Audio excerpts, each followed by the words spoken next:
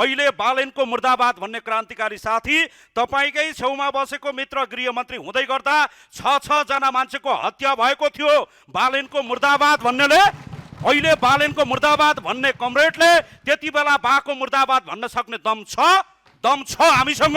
त्यो दम हामी जिम्मा लिन्छौँ, यो परिवारको जिम्मा लिन्छौँ, यो समुदायको जिम्मा लिन्छौँ। कहाँ छ खगेन्द्र सुनार? हिजो नेल लगाएर आएको भनेर खोजिएको थियो सदनमा, सडकमा। यहाँ छ खगेन्द्र सुनार, यो नेल लगाएर आएको खगेन्द्र सुनार हो।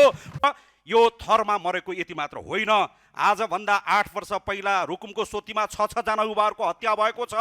कालीकोटमा मनबिरे सार्कीको हत्या भएको छ, मनबिरे सुनारको हत्या भएको छ, मना सार्कीको हत्या भएको छ, बझाङमा हत्या भएको छ, कैलालीमा हत्या भएको छ, धेरै ठाउँमा देशभरि धेरै मान्छेको हत्या भएको छ। यो बीचमा सेते दमाईको हत्या भएको छ, सम्झना कामीको हत्या भएको छ, माया कामीको हत्या भएको छ, अङ्गिरा पासी, सङ्गीता परियार, अस्मिता सार्की, अजित बिजा, रेश्मिका परियार, मीना परियार, शम्भु सदा, श्रीकृष्ण विक, शिवशङ्कर दास, झुमा विक, लक्ष्मी परियार, श्रेया सुनार, रेशमा रसाइली, रूपमती दास, राजेश नेपाली लगायत धेरै दलितहरूको हत्या भएको छ। क्रान्तिकारी साथीहरूलाई मेरो भन्नु यति मात्र छ, अहिले बालेनको मुर्दाबाद भन्ने क्रान्तिकारी साथी तपाईकै छेउमा बसेको मित्र गृहमन्त्री हुँदै गर्दा 6 जना मान्छेको हत्या भएको थियो। बालेनको मुर्दाबाद भन्नेले अहिले बालेनको मुर्दाबाद भन्ने कमरेडले त्यति बेला बाको मुर्दाबाद भन्न सक्ने दम छ हामीसँग। त्यो दम हामी जिम्मा लिन्छौँ, यो परिवारको जिम्मा लिन्छौँ, यो समुदायको जिम्मा लिन्छौँ। कहाँ छ खगेन्द्र सुनार? हिजो नेल लगाएर आएको भनेर खोजिएको थियो सदनमा, सडकमा। यहाँ छ खगेन्द्र सुनार, यो नेल लगाएर आएको खगेन्द्र सुनार हो। बाको दाइ बाउजूको हातखुट्टामा तेल लगाएर आएको खगेन्द्र सुनार होइन।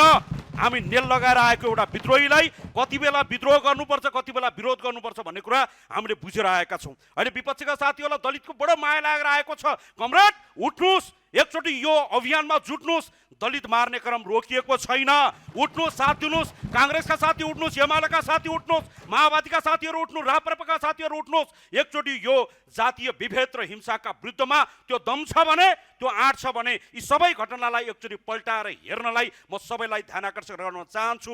र यो घटनामा जसरी सरकारले सदा सहायता देखाएर यो परिवारको जिम्मा लिएको छ, यो जिम्मा यो देशभरिका 60 लाख दलितको यो देशको जिम्मा लिन आएका हौँ हामी जिम्मा लिन्छौँ। घटनाबाट भाग्दैनौँ, दलितको मुद्दाबाट भाग्दैनौँ। यति कुरा तपाईँको बिचमा राख्न चाहन्छु। समयको लागि शुभामुखज्यूलाई धन्यवाद।